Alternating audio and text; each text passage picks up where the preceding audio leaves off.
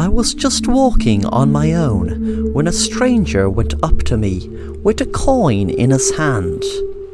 "Heads or tails?" he asked me, and me being a sociable guy, I accepted the challenge.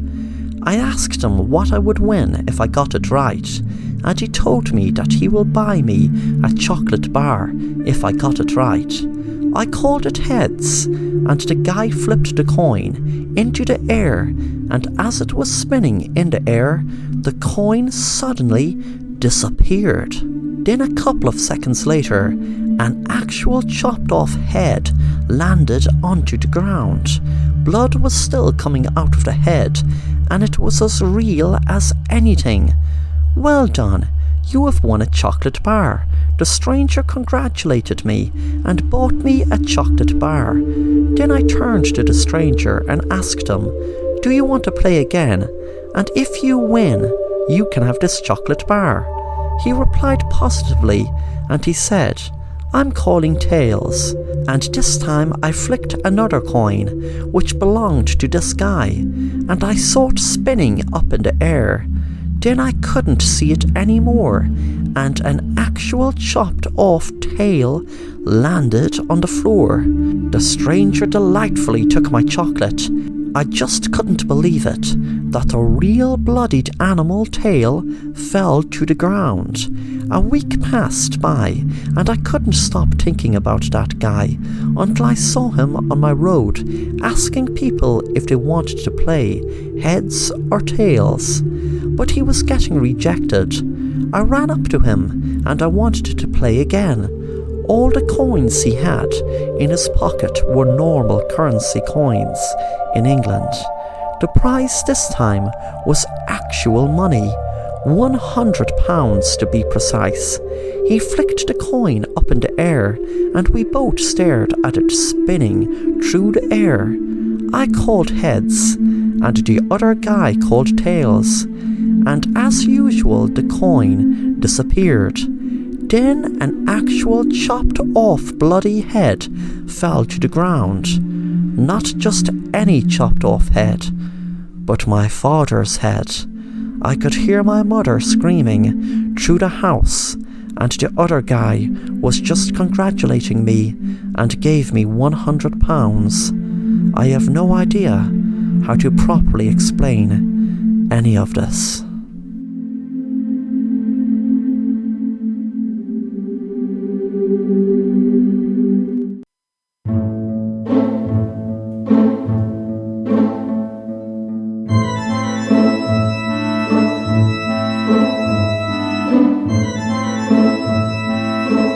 Hello, my name is William. For as long back as I can remember, I have this strange feeling that someone is stalking me. But the last few months the feeling had gotten much stronger. Strong enough that wherever I go, whatever I am doing, I can expect to see a shadow. It's like a silhouette. I can't make out no features. It is ruining everything I love to do. I love cycling for miles and miles, but even if I'm cycling on a bike, I can feel the shadow behind me, and even a lot of times, see it. I felt like I was going crazy. One night I was kissing my girlfriend, and that damn shadow showed up, and I got a start and jumped, frightening my girlfriend. She must have thought I was so weird, and I couldn't explain it to her. How is she going to feel about me? I say, oh, by the way, a lot of the time I see a shadow chasing me. That is a sure and fast track way of making her my ex. One day I couldn't take it anymore, so I went to see a doctor who was able to help me find out what the hell was going on with me. The doctor said, "Hello, William. My name is Dr. Frederick Stone. I am going to try to help you get to the bottom of what is bothering you by using a method called regression hypnosis. Some doctors claim to go back so far in a person's life that they may even uncover things about any past lives they might have had. But I'm sure we won't have to go back that long. You see, William, what I feel like is happening you from what you told me over the phone is you are suppressing memories that cause you pain, but sometimes those memories are coming to the surface in the shape of a shadow that you imagine. It is your subconscious telling you there is a problem that you're trying to forget. After a few minutes I was in a hypnotic state, and I could see myself back in my house in a dark room with my twin brother. We were only kids and we were playing Murder in the Dark. It was a game that you had to search around the dark and touch someone to kill them. That's only in the game, of course. That's how I can remember playing it anyway. I pushed my twin brother too much and didn't realise there was something in front of him to trip him, and he fell down on the ground and banged his head. I could just hear the bang, but didn't realise what had happened until I put the light on and saw my twin brother lying in a pool of blood. And he was really dead. It all came flooding back to me now, and I woke up in the doctor's office with my blood thumping in my ears. I now know that it was not my imagination when I saw my doctor give a strange look behind me, and I turned around and saw the silhouette behind me, and knew my doctor saw it too. The difference is now I know that that silhouette is the ghost of my dead twin brother.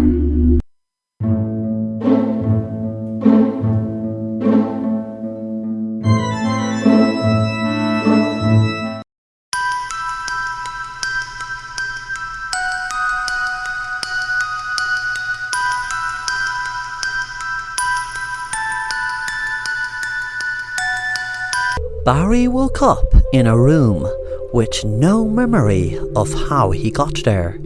His joints ached and he felt strange. He saw a camera up in the wall, staring right at him. Then suddenly, two men walked into the room. One man said, "Hello, Barry. Relax. You will be given a full explanation why you're here in just a short time, but there are a few things you need to sort out yourself first. You need to just relax and try your best to remember anything you can that has happened to you before you woke up today. It doesn't have to be recent. Anything at all." Barry felt the question bizarre and was about to say something when he felt kind of dizzy, and suddenly he blanked out.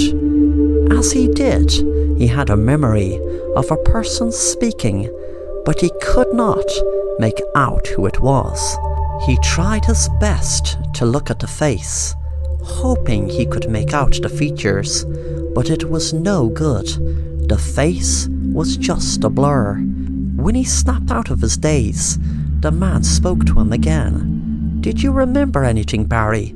It is very, very important that you remember anything at all before we fill you in." Barry said, "What am I doing in this room? Who are ye? What do ye want with me?"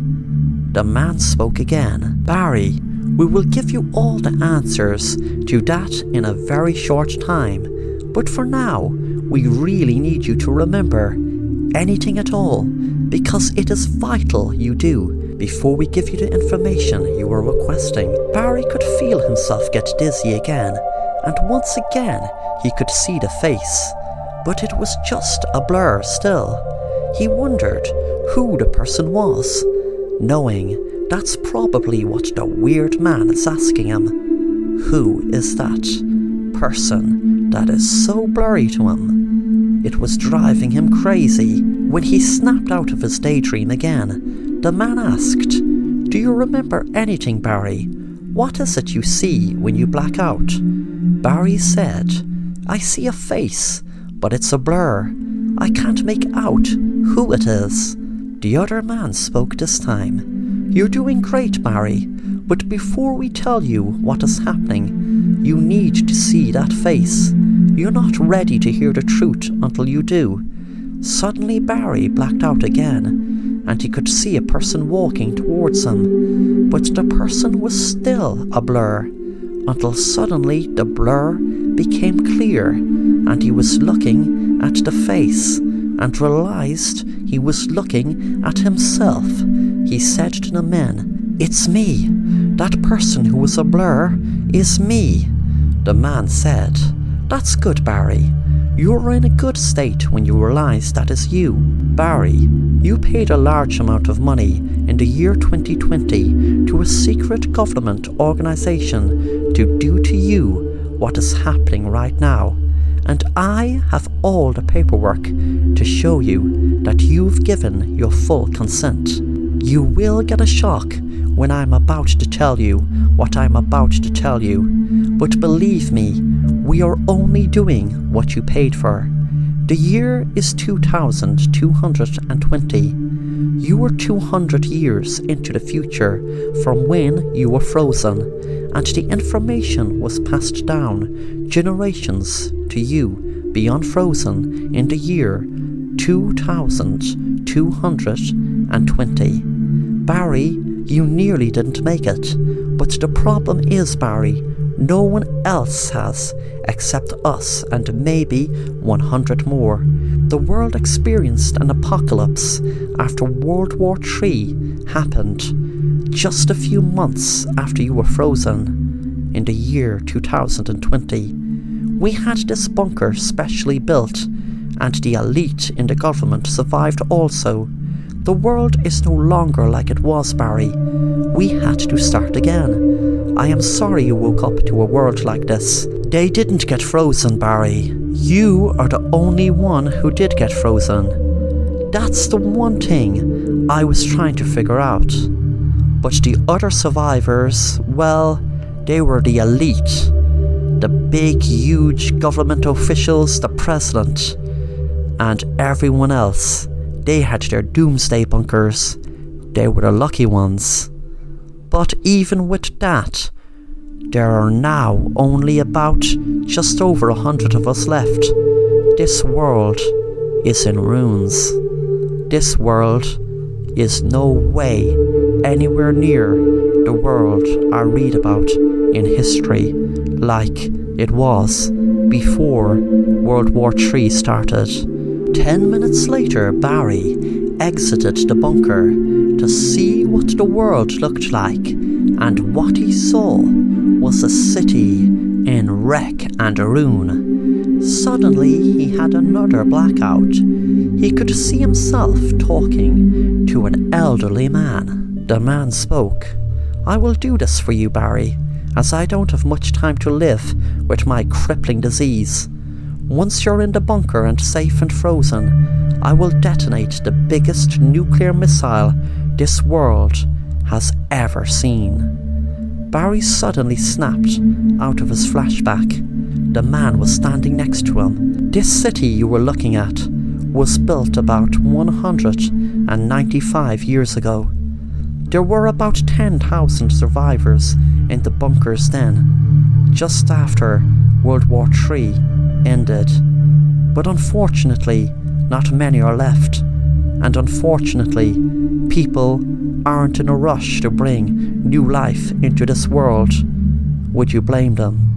By the way, Barry, what made you decide you wanted to get frozen until the year 2220?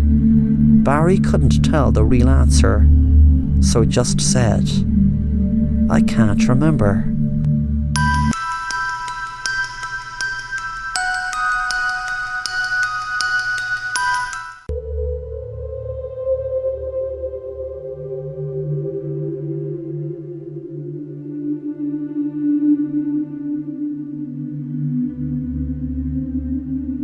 Me and my husband were driving one night. I remember it well, as it was snowing heavily. We were driving through the snow, and it seemed to be getting heavier and heavier. I remember my husband saying, "Hey sweetie, this snow is getting heavier and heavier." With that suddenly there was a screech, and the car skidded on black ice. The car toppled over, but luckily we both survived. We didn't even have to be hospitalized. A week later I was looking through getaway breaks, and I thought it a good idea to me and my husband leave our town for a week and go to stay in a cabin in the woods out in Utah. We drove there in a new car that my husband bought because he needed a car to drive to work 2 miles from where we live. We were driving out to the woods for what seemed like days, but in reality was only hours. When we got there, we were in awe of how beautiful the cabin looked, with the trees surrounding it. It was just a beautiful sight. My husband stopped the car and turned off the engine. When we got out, he said, "Did you hear that?" I said, "No. What is it?" He smiled and he said, "Absolutely beautiful silence." That night we had decided to go for a walk in the woods. My husband heard it first. There were footsteps behind us, but when we turned around, there was nothing. We walked on, then suddenly I heard it this time. When we turned around, there was a person dressed in black, wearing a hoodie. I screamed, and my husband said, "What the hell are you following us for?" There was a man's voice. "Let's play a game called The Hunt. It's kind of like a game of hide and seek on steroids, or maybe hide and seek on acid. I will give you a head start of 10 seconds to get the hell out of here, and after that I'm coming after ye with my gun, and I'm going to shoot ye both dead." We didn't bother ask any questions and just ran and ran as fast as we could. As we were running down the road, I was counting down the seconds, and exactly when I reached 10, I heard running behind us. Suddenly there was a shot, and I fell to the ground in pain. Then the man shouted, "This is no fun. Ye can at least make it a little hard for me. I'll tell ye what, I will give the bitch 60 seconds to recover and to get the hell out of here, and after that I'm coming to hunt ye down and shoot ye dead." My husband shouted at him, "Get away, you crazy bastard!" The man shouted back, "Is it a wise idea to really waste time like that?" I eventually got up and put my arm around my husband, and after a minute we were just down the road a little bit when my husband screamed as a bullet hit him right in the back of his leg. He buckled down in the ground in pain. The bullet had hit the back of his kneecap. I was screaming as the man walked right up to my husband. Then the man put the gun right to my head and said to my husband, "Would you like me to kill your wife?" Blood was pouring from my shoulder where I was shot.